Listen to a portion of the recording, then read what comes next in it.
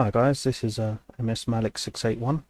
I'm just making a review video for a light mod I just completed for Marvel superheroes, for Rafhot. I think that's how you say his name. Yeah, it's just to review some of the changes I've done on the game. Basically give the developer an insight on what I've changed. Uh, so when I was initially trying to cut this game down, I was having a lot of difficulty cutting it down. So did something I really didn't want to do. I moved all the assets to a new empty mod, reviewed everything, um, all the all the scripts that were used on it. Uh, I made all animation scripts reference one animation script now, so everything for every single character is saved in one animation script here. Scripts.openbore. So this has got everything for everyone. All the enemies, all the bosses, all the characters, even the blink update script. So some enemies, when they get hit, they do a little flash, they blink. That also references the animation script for a function called blink.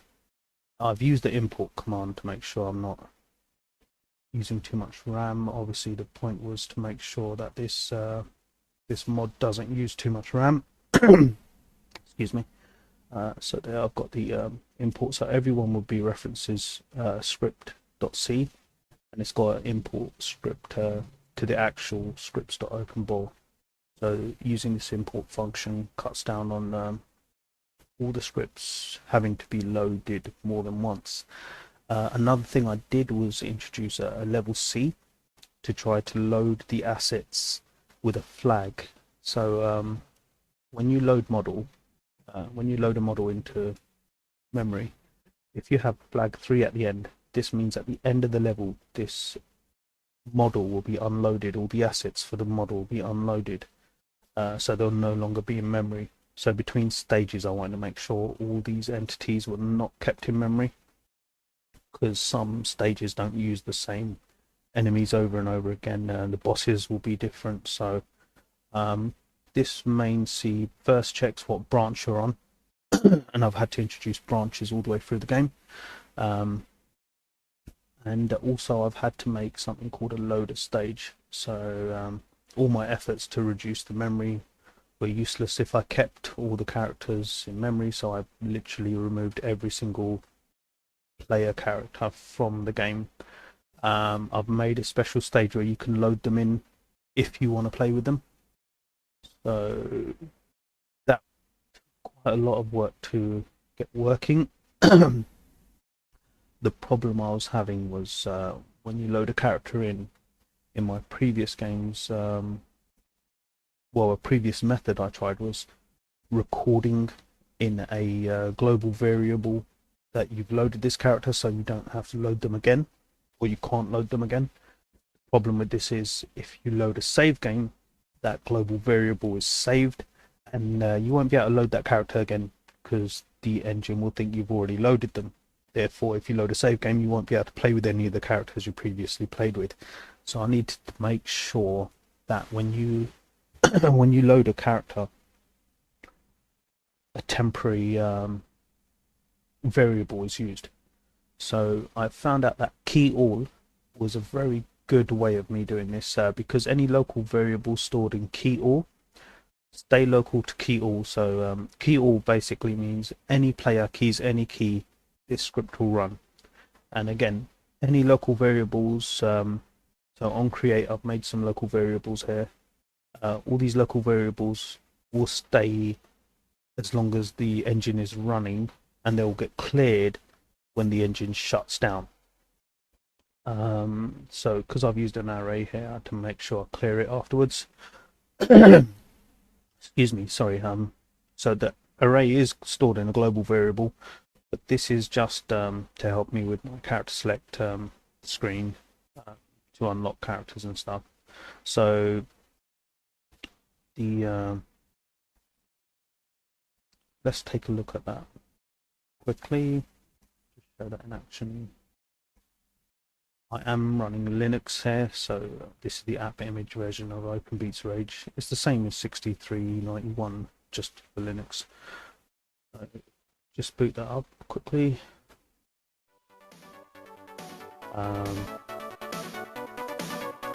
Yeah, this text right here, Rafot had some text at the bottom, version 1.3 by Rafot 2014, Boomer Brothers Creations. Because I removed the update script to get rid of those, I'll explain that a bit later, I'll come back to that. So let's just go into a new game.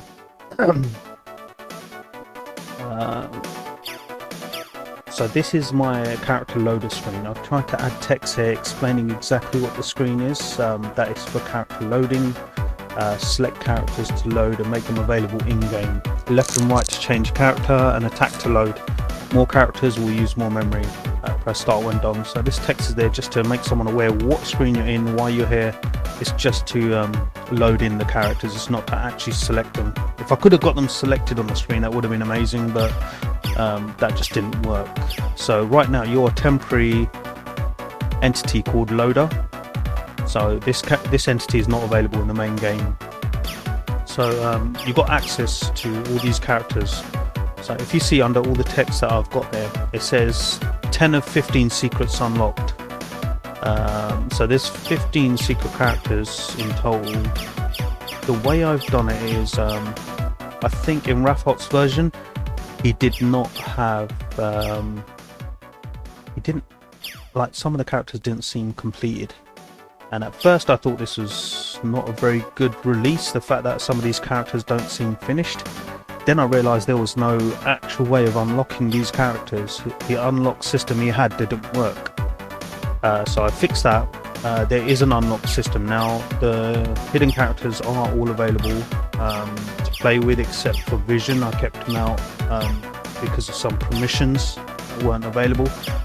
And some of these characters, like I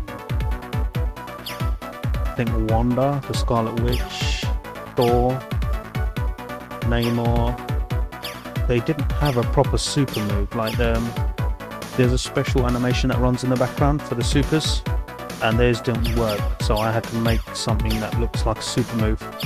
And I decided to do something which I probably shouldn't have.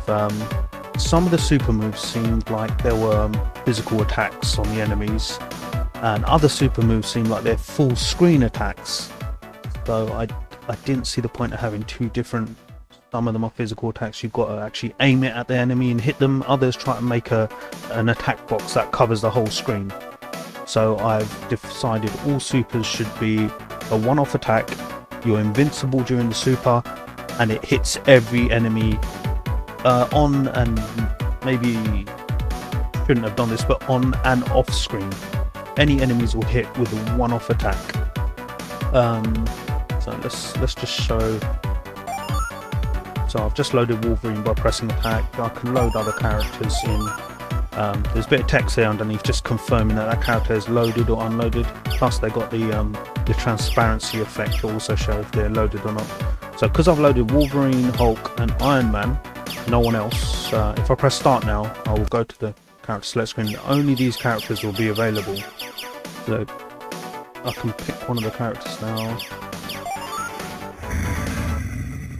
When you get in the game, and just to show the super move, it hits everyone on the screen now. So before it was just with Hulk, I think you actually had to target them with it, and like I didn't like the fact that Hulk actually could get hit during a super. Like you're in the middle of a super move and you're getting hit. So I mean, things like that was my personal preference. I probably shouldn't have changed that, considering this wasn't actually my mod. I'm just porting this to work on the lighter modules. But yeah, I'll talk to Rafot. If he wants to change that, we'll change that. And this move right here, this is the one. When I actually completed this game myself, this move right here was just insane. The rock Hulk throws did 130 damage, which is more than any of the supers in the game, and he's totally invincible when he pulls it out of the ground. I've reduced the damage on that. It's not as damaging now. It's still a pretty strong move, but it's definitely not 130 damage. I think I cut it down to maybe 40 or 50. Considering, like, compared to everyone else's projectiles, that's quite a lot still. So let's just get out of that. I think you saw on the highest screen, on the highest score screen, every character was loader. I didn't think that was a big issue. So let me just explain the loader character quickly. I've saved him in the scripts folder. Anything to do with the loader stage I've saved here. But this loader entity, basically, decided to give him the palette none, so he can use whatever palette is needed for the character he's viewing at the moment, and every single frame of his follow animation, starting from Wolverine. They have the idle animation for Wolverine. But what happens here is when you first go onto this character, this loader check will check the name Wolverine. If he's loaded into memory, and it will show the text confirming if he's loaded or not. When you press attack, it will, well, the frame animation loops here on the second frame, doesn't go back to this, so it doesn't load this at command. So every time you press attack, it loops back to the attack command, so this loader check will go into place to check if he's been loaded. So when you're in the loading screen and you press attack, it will go back to this check and confirm if that character's loaded. Every time you press backwards and forwards, in the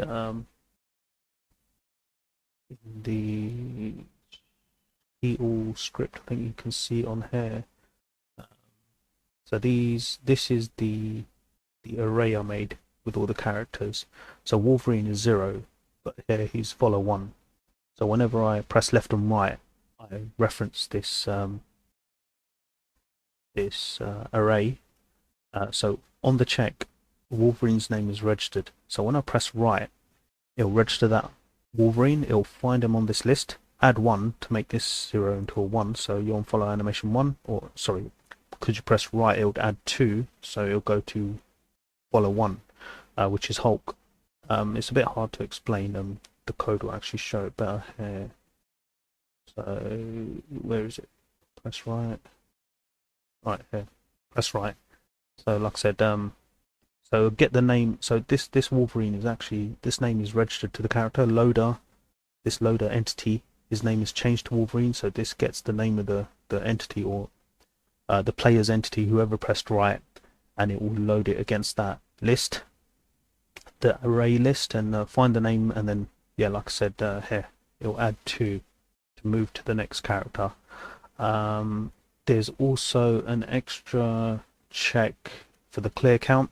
So if you haven't unlocked enough characters, it will not show the characters, or give you the option to load the characters who are not unlocked. That was actually quite annoying to get working. Where is it? So here's a save game folder. Let's just delete this. Now if we load the game again, so you saw earlier I had quite a lot of characters unlocked. It's way too slow.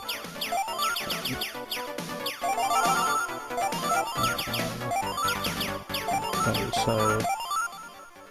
so I've got just the basic 4 characters right now because I haven't completed the game enough times to unlock more.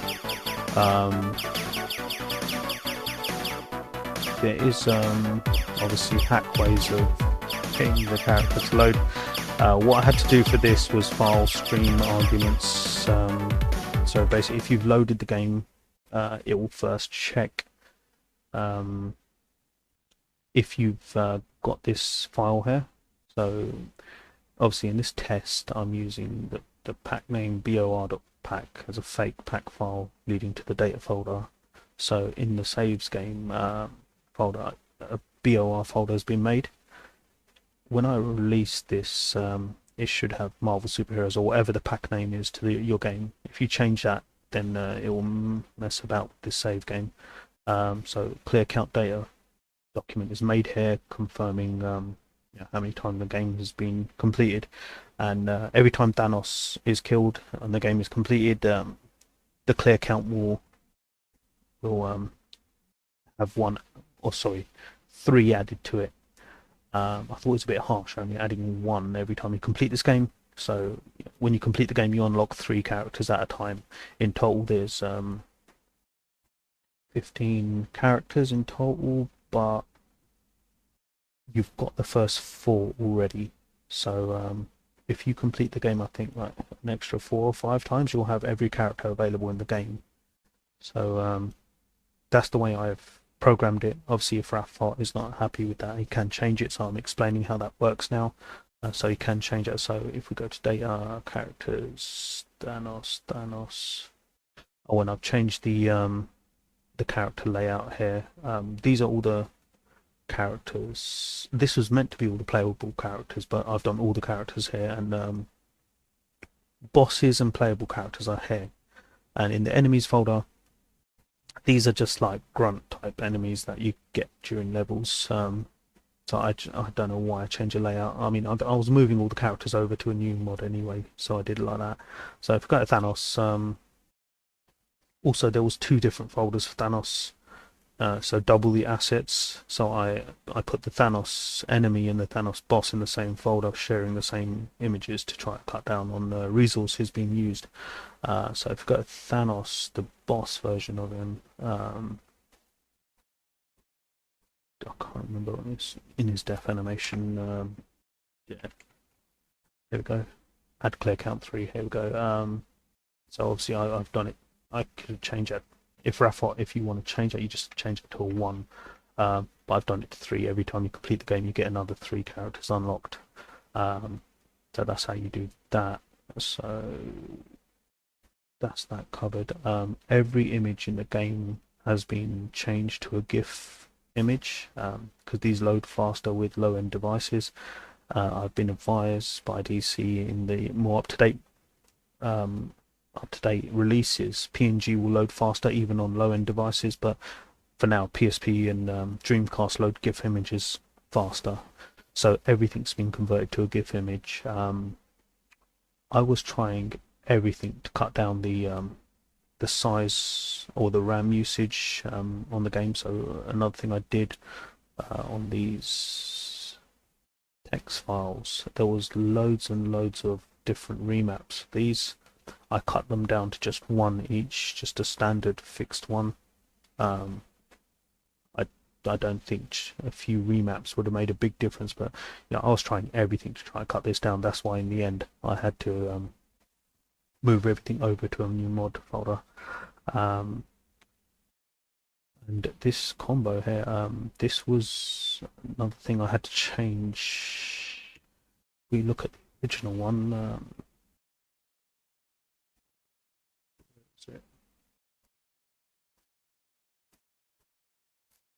Under miscellaneous as well. There it is. So this combo image, if we look at this, it's huge. So this is 950 by 450. This is an absolutely enormous picture. It's bigger than the whole screen. The mod is only 480 by 272. So not only is this image huge, there's 6 of them, which add up to just over half a megabyte. When I was targeting the Dreamcast, which is only 16 megabytes, you know, having this image being so big was just too crazy, like to justify. I was thinking of getting rid of it altogether, but in the end, I decided to do this. So I've got the image. I've resized it to the size of the mod, which is 480. And then what I've done is I've managed to find a place in the image where it can loop into itself. So it loops perfectly into itself. So half of this image, so 480 by 272 is the whole image. 272. So that right there is the whole image, and then it repeats underneath itself. Right. It might be a bit higher than 272, but what I've done is, so the way he's done it here, Rafot's got the image, and if you can see on these little previews, image viewer, so if we press right, we can see that the animation kind of moves up on every frame to try to give an effect to that thing flying up. I've tried to emulate this effect with this single image. So when you first get this image loaded, the offset is pushed down by about 25 pixels, and it keeps moving down by 25 pixels. So it's got the illusion of the effect moving up.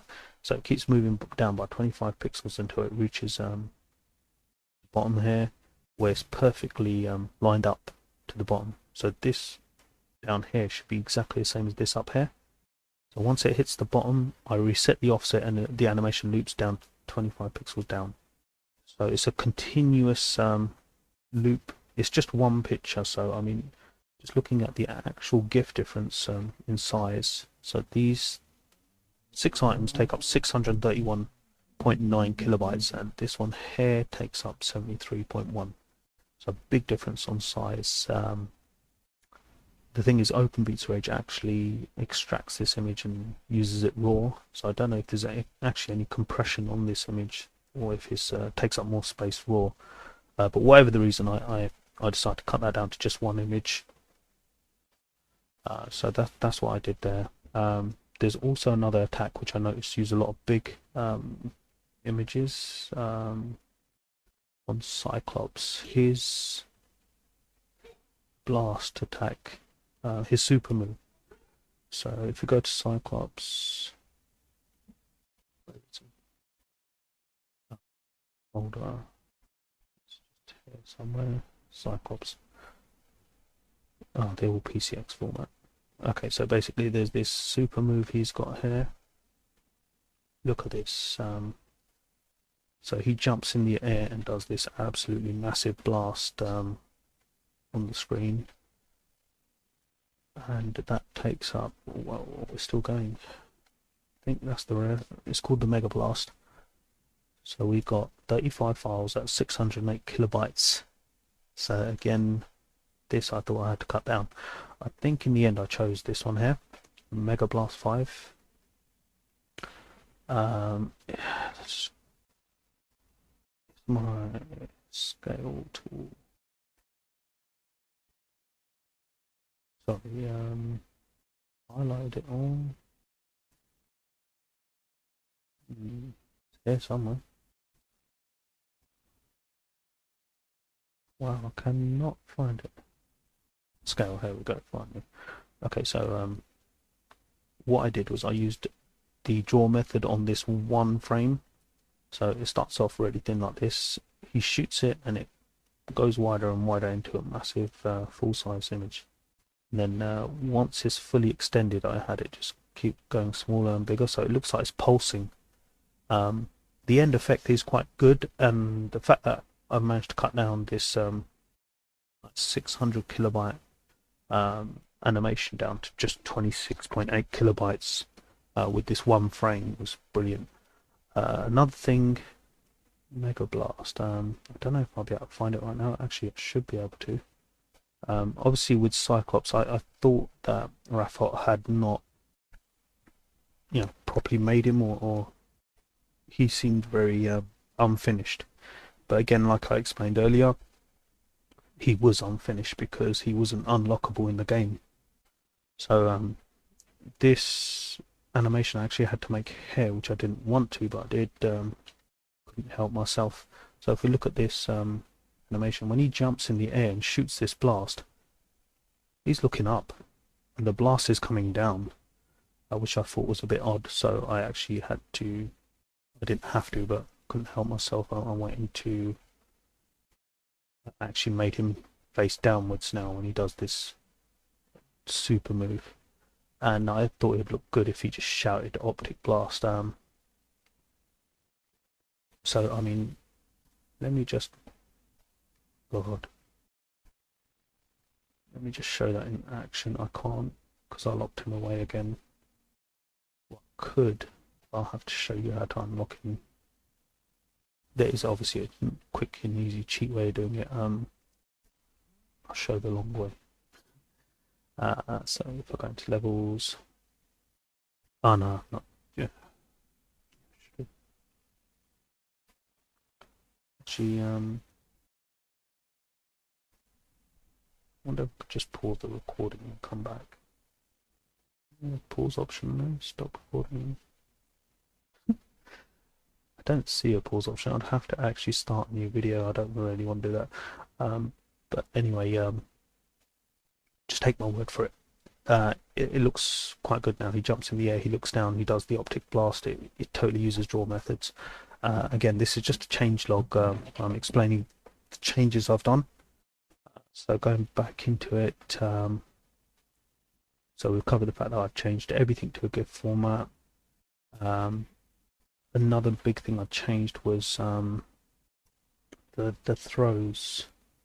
So in this, I tried to basically look at everyone's animations and try to figure out what they were doing and then optimize it or change it. And I really don't like this CH1 thing. I changed the folder names to match their name. So I started off on Spider-Man. He was the first character I edited. So he's CH2. So this will be his text file.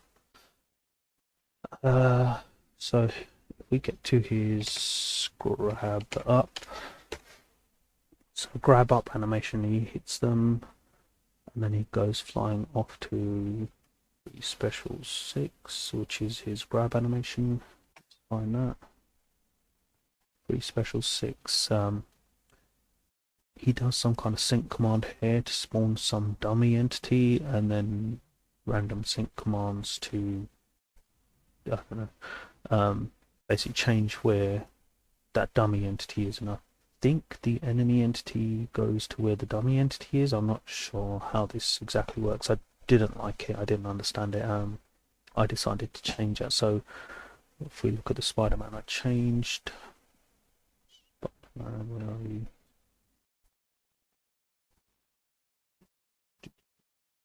Here we are. Put them up there so they can be side by side. So we already know what we're looking for special 6. There we are. So I decided to use a bind command, just a very simple bind command. So you just say @cmd bind,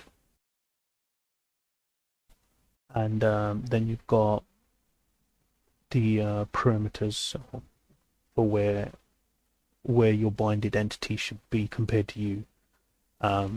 It's a much more simpler approach. The one thing I did change though is how that entity gets put into your so grab up. So once you grab up, grab. So when you grab them, set bind. So set bind basically, if a player calls it, whoever he's grabbing or whoever his opponent is will be stored as an entity variable. So he's saved in your entity variable, saying that this is the person I'm grabbing. That way, when you do any grab attacks and it calls the bind special 6, when you call the bind script, it will check who was you set binded to you, and it will bind them where it should be. So like I said, this isn't the same as Bloodbane's slam script. It's a little bit different. I thought it was a lot more simpler the way I did it. So one thing I had to do, which was annoying, I had to go into every single enemy animation and move where their offset was based on where. So with the enemies, I had to change the offset to their part of the body that your bind. So this bind 44 pixels across and 63 up, or I think it's the other way, 44 up and 63 across. I can't remember without looking at the actual script. So whichever part of the body this is pointing to, the enemy's offset should be there. So for example, when you start this move, you're jumping up and Spider-Man's arms are extended, and where his hands are, that's where the enemy's body will be. So they will match each other there. It was a bit annoying, but I changed that for every single enemy. The binded animations weren't too many. Everyone's got a generic slam dunk, so I only had to do that once for each enemy, then everyone's slam dunk move would work. And at the end, you just call bind without any parameters. If there's no parameters, it will unbind the entity from you. This attack will hit them, and then that's the end of that. So also Juggernaut had one where he runs across the screen while holding them by their face. So I had to change every enemy that could be binded to, like, some enemies can't be grabbed. So all the enemies that could be binded, that they had to have an offset on their face where he would grab them and run across screen. So that was a major difference there. And I used this same script for the tree. I could have done it for the car and the rock.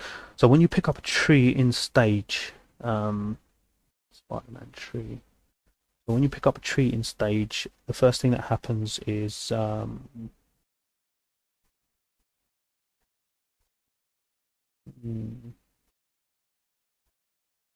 dear, that should not be there. That definitely shouldn't be there. Sorry. Anyway, yeah. So when you grab a tree, first thing it does, it spawns the tree entity and binds it to you, and then after that, the tree entity, when it binds itself to you, it will use the command set bind to actually set itself in your entity variable for the binded entity. So now I can, during the idle animation and walk animation, we can move about where the tree is. So we can move whereabouts the tree is relative to the character. So here we've just got a slightly different offset for when you're idle and when you're walking. You know, if you want to be fancy when you're walking, you could have the tree swing backwards and forwards and stuff. But yeah, that's the Trez. So there's just one generic tree, which is spawn binded to every character when they pick up a tree. But you can move about where it is using spawn bind and then bind. So that's another big difference I made there. Also, we've got this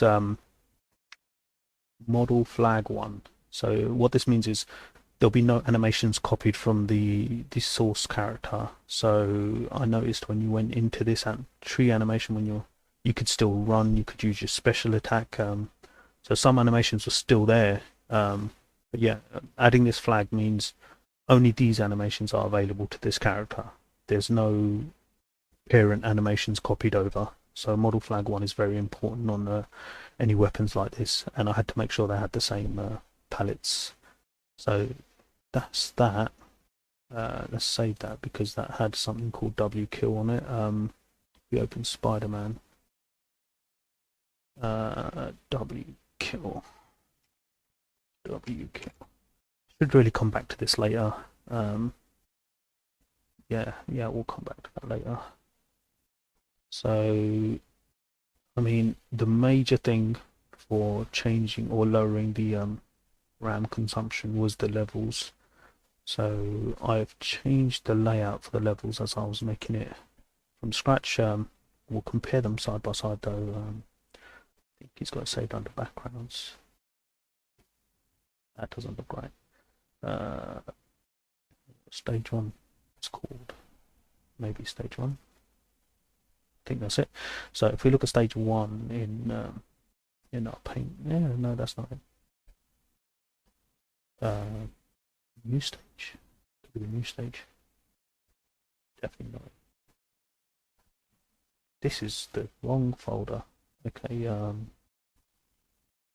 Wow. No idea what stage 1 is. So the way I've done the levels layout is all stages are numbered correctly and they have a corresponding folder with the assets in them. So in stage 1 I was hoping I'd have the original asset, but I don't. So I'm going to have to check here. Please be stage 1. Background 05.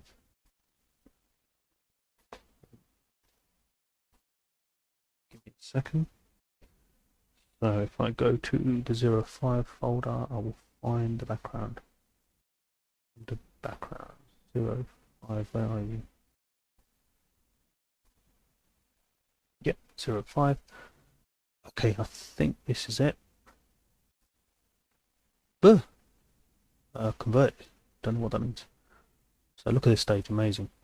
This is a very big and very colourful and very nice stage all the way across. You've got lots of shops, buildings and all kinds of stuff. Most of the action though does pretty much take part down in this section of the game. So down here is where most of the action will be. But these shops up here and stuff, they look very nice. Unfortunately, the stage is enormous. So if we look at the stage by itself, the image is 0.5 MB in size.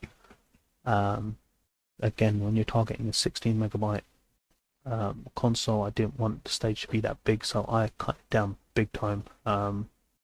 Huge reduction. Is that actually it, or is it this one? Yeah, no, it's this one. Okay, so I've basically just made a repeating pattern where these two shops are repeated over and over again, and the bottom of the stage looks exactly the same. So again, it's gone from 0.5 MB down to it's not too good of a reduction actually. 188 kilobytes. That's still quite big, I'd say. So this one was 541. It's still a reduction, but still quite big. But yeah, with that one I decided to try to cut it down to a nice, simple looping animation. Like I said, most of the action will take part where you won't see the shops at the top. But you know, if you decide to walk up, you'll see them. But yeah, it's not too bad in game, I would say. I've tried to do that with most stages, just do one generic part of the stage which repeats. I did it here with stage 2 as well. Again, like I said just now, after reviewing it, I didn't know I only saved like 300 kilobytes. Doesn't sound like a lot, but it does add up. So I've done that with all the stages. I've tried to cut them down as much as I can into one panel that just repeats over and over again. Stage 1 I thought was the biggest reduction, but it's not really. Probably stage 6, like this fire stage. I've just made it this one panel. That has got to be much smaller than the original. And again, with the fire stage, there was these front flames, which were all over the stage. So that they were spawned at the beginning of the stage, all over the stage. So that's another thing I changed, basically to try to make this work.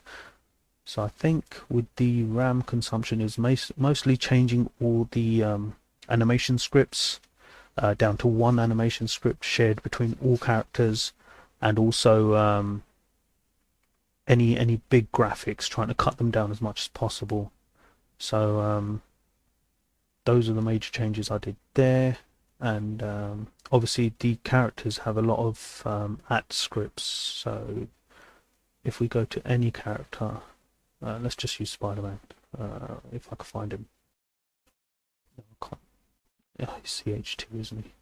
Okay, so if you go to Spider-Man and just look at his we just search for at script. So there's 6 at script commands on Spider-Man, and every character has loads of these at script commands. I removed every single one of these, and they do make a difference on the RAM consumption. I couldn't give an exact amount, they're all different, but removing these did help. So I removed every at script I found and changed it with some kind of animation script instead. So they do the same job, they just don't consume as much RAM. With these effects, E-Shock and E-Burn 3, I think. Every character uses the same E-Shock and E-Burn 3. So obviously some characters are bigger, some are smaller. I've just used one generic one for all of them, just to, again, just try to keep the RAM consumption down on this. And after I completed all that and remade the game, was quite happy with the RAM consumption. Then I tested it on the emulator, it was fine. But unfortunately the PSP emulator has my PC's processor behind it.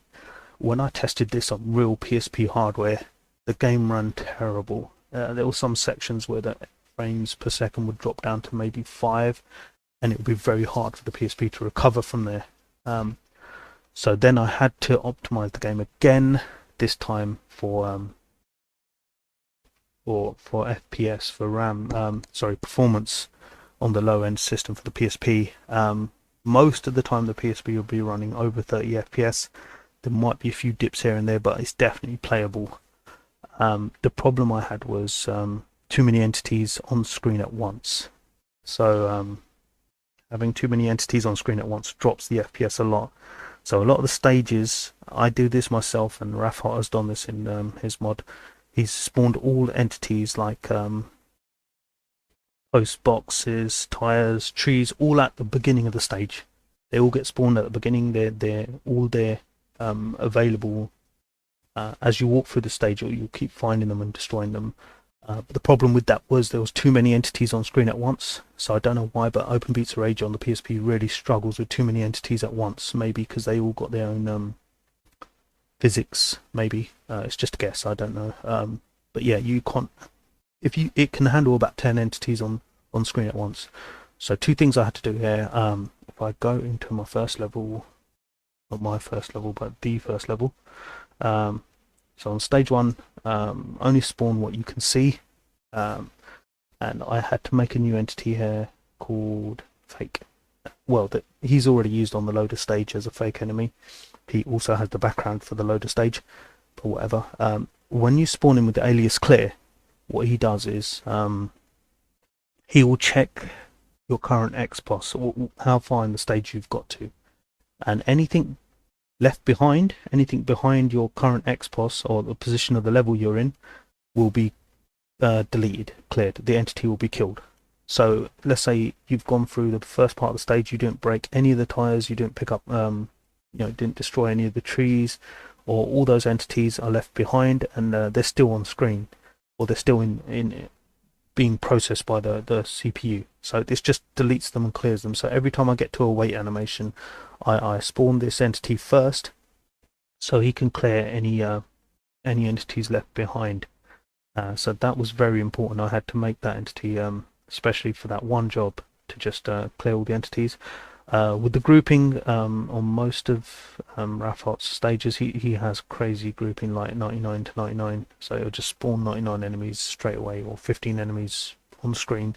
You can't have that many with the PSP, so the maximum grouping I did was, I think, 5-5. So 5 enemies on screen at once. Still runs okay, but that's the maximum. I didn't allow it to go any higher than that, otherwise the gameplay just suffers and there's no point. You can't really enjoy the game after that. So yeah. Also, bosses I found to be quite boring once you've killed all the enemies who are helping them. So I've added a script to all bosses to spawn their own enemies.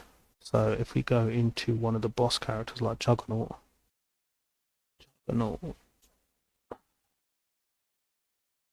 Jug Boss. So boss backup. So this was a function I made where he would basically, there can be a maximum of 3 enemies backing him up at any one time, and it will be chosen from these 3. So I had to pick enemies that were already loaded into the level, that were in memory, otherwise this won't work. And he will call 3 enemies, and every time he's in his idle or walk animation, he'll keep checking to see if enemies are dropping.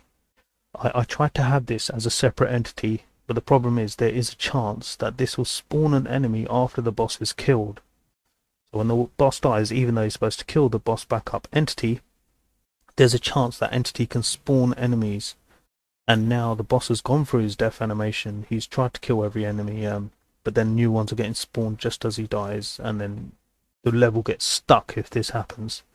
So that was too big of a bug. I had to push this script into the bosses, directly into the boss animation. So when he's dead, he cannot spawn any more enemies, and he will kill any enemies that are currently on screen. So that's something I'm actually going to have to fix on my own Double Dragon game as well, because I've got a separate boss backup entity spawner. What else was there?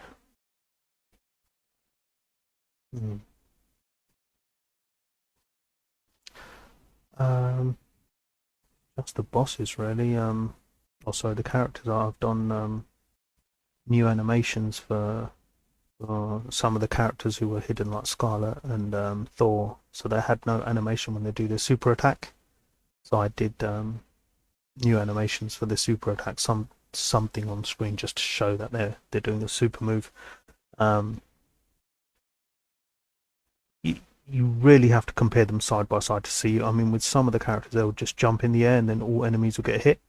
So I've done it when they jump in the air, some kind of animation happens in some way.